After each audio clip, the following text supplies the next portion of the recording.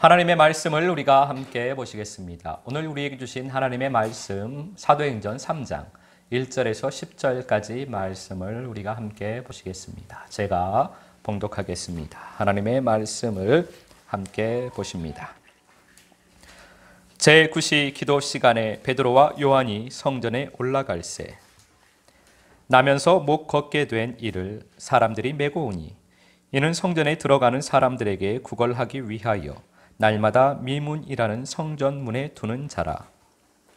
그가 베드로와 요한이 성전에 들어가려 함을 보고 구걸하거늘 베드로가 요한과 더불어 주목하여 이르되 우리를 보라 하니 그가 그들에게서 무엇을 얻을까 하여 바라보거늘 베드로가 이르되 은과 금은 내게 없거니와 내게 있는 이것을 내게 주노니 나사렛 예수 그리스도의 이름으로 일어나 걸으라 하고 오른손을 잡아 일으키니 발과 발목이 곧 힘을 얻고 뛰어 서서 걸으며 그들과 함께 성전으로 들어가면서 걷기도 하고 뛰기도 하며 하나님을 찬송하니 모든 백성이 그 걷는 것과 하나님을 찬송함을 보고 그가 본래 성전 미문에 앉아 구걸하던 사람인 줄 알고 그에게 일어난 일로 인하여 심히 놀랍게 여기며 놀라니라. 아멘.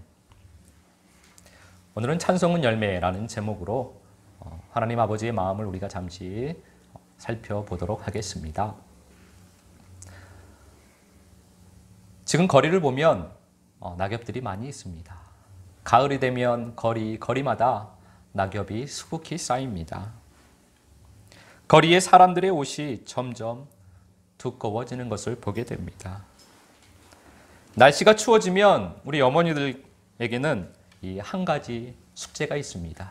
그 숙제가 다가오니 마음이 그 숙제에 해야 되겠다라는 것으로 무거워지기도 합니다. 바로 찬바람이 나기 시작하면 해야 하는 일, 김장입니다. 김장은 어떻게 해야 하나 이제 하나씩 준비를 하시게 됩니다. 가을은 농부들에게는 추수를 하는 계절이기도 합니다.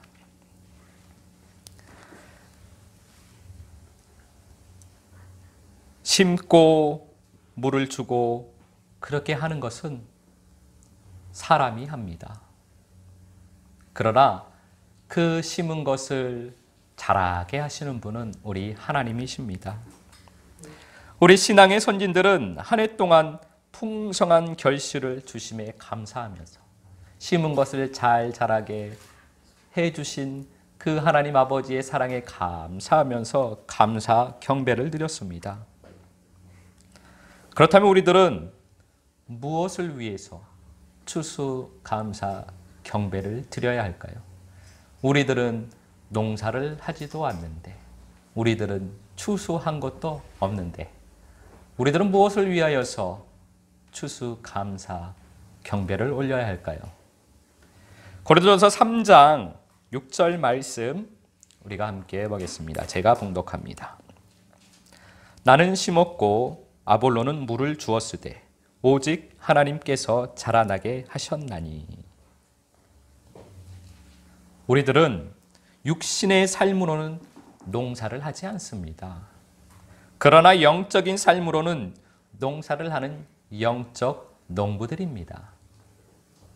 아볼로와 바울도 농사를 짓는 농부들이었습니다. 그들도 영적인 농부들입니다. 사도 바울은 아볼로는 생명의 씨앗을 심었고 사도 바울 자신은 물을 주었다라고 말을 합니다. 천국을 향하여서 걸어가는 모든 성도는 이렇게 영적인 농부입니다. 고린도전서 3장 9절 말씀 함께 보시겠습니다. 제가 봉독합니다. 우리는 하나님의 동역자들이요 너희는 하나님의 밭이요 하나님의 집이니라. 아멘. 우리들은 하나님의 밭입니다. 생명의 씨를 심어서 잘 가꾸어서 생명의 나무가 자라서 울창한 숲이 되어야 하는 하나님의 밭입니다. 그리고 날마다 달마다 생명의 열매를 달려서 날마다 달마다 추수하는 생명의 숲이 되어야만 합니다.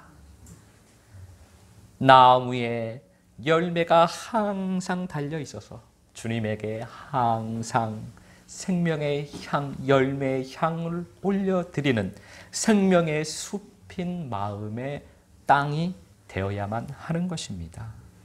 그 사람은 주님께서 기뻐하시는 좋은 농부입니다. 영적 농부는 먼저는 자기 자신의 밭을 잘 가꾸어야만 합니다. 내 마음의 땅, 내 마음을 잘 가꾸는 좋은 농부가 되시기를 예수 그리스도 이름으로 축복합니다. 자기 자신의 마음의 밭이 생명의 숲이 되도록 가꾸고 나면 그 후에 주님께서 주님의 밭을 맡기십니다. 그 주님의 밭을 맡기시면 주님께서 맡기신 그 주님의 밭, 즉 다른 성도의 그 마음을 잘 가꾸는 농부가 되어야만 하는 것입니다. 아볼로와 사도 바울도 내 마음의 밭을, 자기 자신의 마음의 밭을 잘 가꾸니까 좋은 농부가 되니까 주님께서 다른 주님의 밭을 농사하도록 허락하신 것입니다. 그것은 주님께서 허락하셔야만 합니다.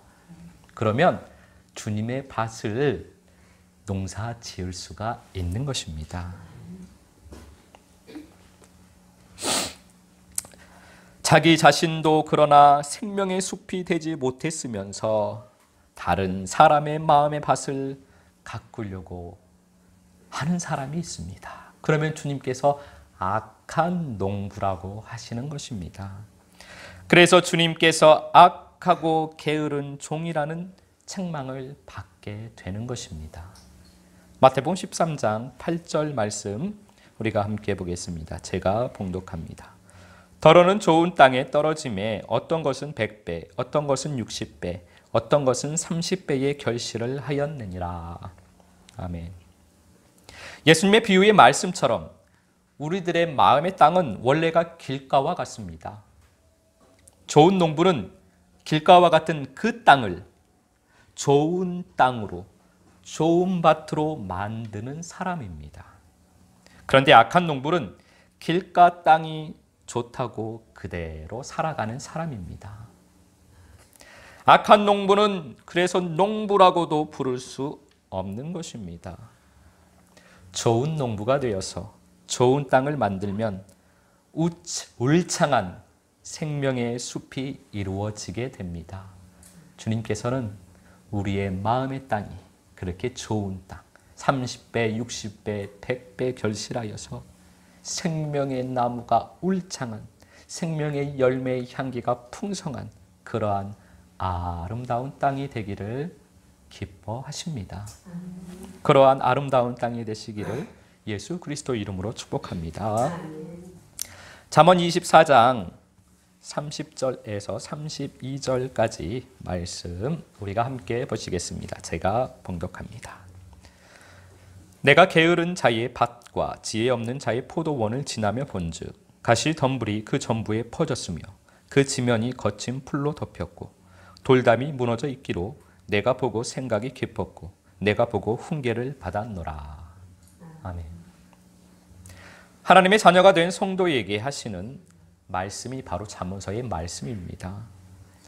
이 잠언서의 말씀의 게으름에 대해서 주님께서 많이 경고하고 계십니다. 하나님의 자녀는 게으르면 안 되는 것입니다. 우리가 함께 지금 본 이 말씀은 그 게으름에 대한 말씀 중에 한 곳입니다. 게으른 농부의 밭은 이렇게 가시밭이 됩니다. 마음에 가시나무가 가득하여서 생명의 씨를 아무리 뿌려도 생명의 씨가 자라지가 않는 땅이 되어버립니다. 교회를 열심히 다니고 봉사를 열심히 하고 전도를 아무리 열심히 해도 자기 마음의 밭은 가시밭이라서 생명의 씨가 자라지를 못하는 것입니다. 거친 풀이 또한 가득하여서 생명의 비가 아무리 내려도 생명의 영양분을 흡수할 수가 없습니다. 그래서 그 마음의 땅은 거친 땅이 되어버립니다. 황폐한 땅이 되어버립니다. 담이 무너져서 각종 들짐승이 드나드는 황폐한 땅이 되어버립니다. 이것을 보고 교훈을 우리는 받아야만 합니다. 주님은 이 말씀을 보고 저희들에게 하시는 말씀입니다. 너희도 교훈을 받아서 그 길을 가지 말아라. 그렇게 말씀을 하시는 것입니다. 사도 바울 또한 이 말씀을 보고 교훈을 받았을 것입니다. 그의 고백을 보면 남에게 전파하고 나는 버림을 받을까 봐 두렵다. 그렇게 고백을 하는 것을 보게 됩니다. 우리는 남에게 전파하고 자신은 버림받는 그러한 어리석음을 범해서는 안 되겠습니다. 자기 열심으로, 사람 열심으로 아무리 열심을 내어서 하나님의 일을 한다고 교회 일을 하는데 내 마음의 밭은 길가밭이면, 가시밭이면 결국은 주님 앞에 설 수 없는, 버림받을 수밖에 없는 결과가 나오게 됩니다. 사도 바울의 그 고백을 마음에 새기시면서 내 마음의 밭을, 내 마음의 땅을 아름다운 땅으로 만드시는 좋은 농부들이 되시기를 주님의 이름으로 축복합니다. 사도행전 3장 7절 말씀 함께 보시겠습니다. 제가 봉독합니다. 오른손을 잡아 일으키니 발과 발목이 곧 힘을 얻고. 예수님께서는 좋은 농부이십니다.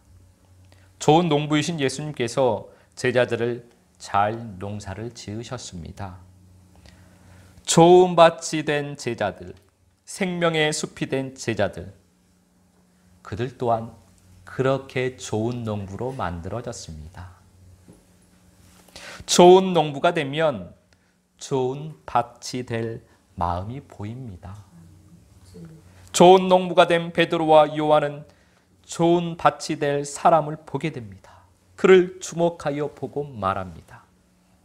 당신이 나에게 원하는 것은 없지만 당신의 영혼이 원하는 것은 내가 가지고 있습니다. 내가 가지고 있는 예수 그리스도의 생명이 당신을 온전하게 하십니다. 그리고 그의 손을 잡아 일으킵니다. 바로 이것이 생명입니다. 생명은 동일하게 살아가게 되어 있습니다. 생명은 똑같은 삶을 살게 되어 있습니다.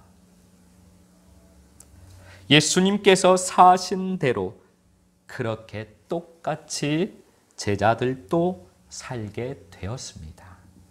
그들의 마음의 땅이 생명의 숲이 되었기 때문에 똑같은 삶을 살게 된 것입니다.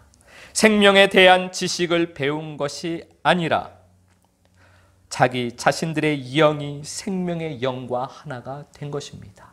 예수님에게 생명의 지식을 배운 것이 아니라 예수님과 예수 그리스도의 영으로, 생명의 영으로 제자들은 하나가 된 것입니다. 그래서 제자들은 예수님께서 행하신 대로 그대로 행한 것입니다. 요한복음 9장 6절 말씀 함께 보시겠습니다. 제가 봉독합니다. 이 말씀을 하시고 땅에 침을 뱉어 진흙을 이겨 그의 눈에 바르시고. 예수님께서 맹인을 고쳐주시는 말씀입니다. 예수님께서는 말씀만 하시면 되는데, 말씀으로 그 맹인의 눈을 띄워주시면 되는데 왜 굳이 예수님께서는 땅에 침을 뱉고 진흙을 이겨서 맹인의 눈에 바르시고 또 그걸로도 모자라서 가서 실로암에 가서 씻어라, 그냥 말씀으로 눈을 띄워주실 수도 있는데 왜 굳이 이렇게 행하셨을까요? 바로 제자들을 위해서입니다. 요한복음 11장 41절 42절 말씀 함께 보시겠습니다. 제가 봉독합니다. 돌을 옮겨 놓으니 예수께서 눈을 들어 우러러 보시고 이르시되 아버지여 내 말을 들으신 것을 감사하나이다. 항상 내 말을 들으시는 줄을 내가 알았나이다.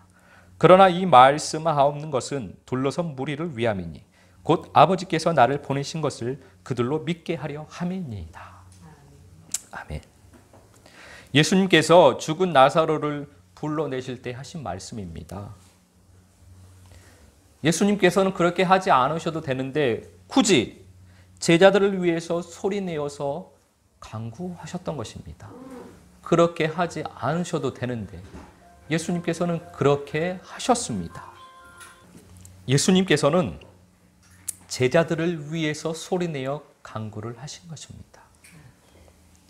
예수님께서는 제자들에게 생명의 삶의 모습을 보여주신 것입니다.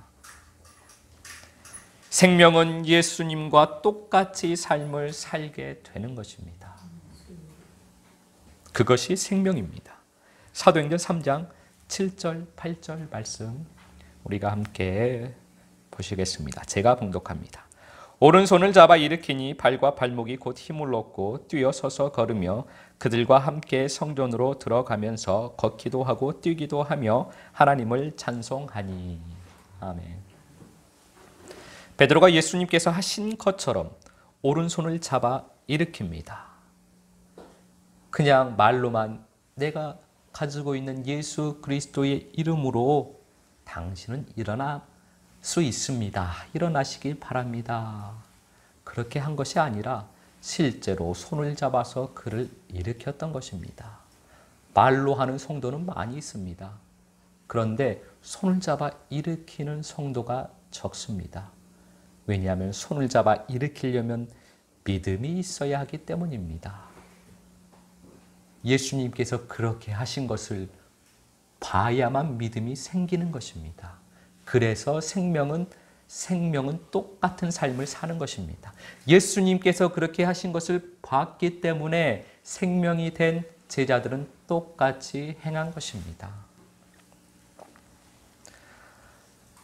그러자 믿음이 없어 안진뱅이로 살던 사람이 발과 발목에 힘을 얻게 됩니다. 믿음을 가지고 베드로가 그의 손을 잡아 일으킬 때 안진뱅이에게 믿음이 있는 것입니다. 그에게 믿음이 들어간 것입니다. 그래서 그가 일어나게 된 것입니다. 자기 자신도 일어서서 걷고 달릴 수 있다라는 것, 성전에 들어갈 수 있다라는 것을 안진뱅이도 이제 알게 된 것입니다. 믿음은 이렇게 자기가 살게 되는 것이 아는 것입니다. 믿음의 세계는 내가 산 것이 안 것입니다. 안진뱅이로 있으면서 걷고 뛰는 것을 지식으로 알고 있다고 아는 것이 아닙니다. 지식으로는 백날 알아도 100가지 1000가지를 알아도 아는 것이 아닙니다. 안진뱅이로 앉아있으면 걷는 것을 모르는 것입니다. 안진뱅이로 앉아있으면 뛰는 것을 모르는 것입니다. 그것이 믿음의 세계입니다. 자기가 일어나서 걷고 뛰는 삶을 살아야 걷는 것과 뛰는 것을 아는 것입니다. 그것이 믿음의 세계입니다. 내가 그 믿음을 살지 않으면 어둠입니다. 성전을 향하여서 걷고 뛰는 사람, 천국을 향하여서 걸어가는 사람, 아버지 앞으로 달려가는 그 삶을 사는 사람, 그 사람이 빛입니다. 그 사람이 생명입니다. 바로 그 삶은 찬송하는 것입니다. 찬송은 아버지와 가까워질 때 나오는 것이기 때문입니다. 천국을 걸어갈 때 노래가 나오게 되어 있습니다. 노래는 천국으로 향하는 길, 생명의 길의 열매입니다. 내가 천국을 향하여서 천국으로 걸어가고 있다는데 노래가 안 나온다면 나도 안진뱅이인 것입니다.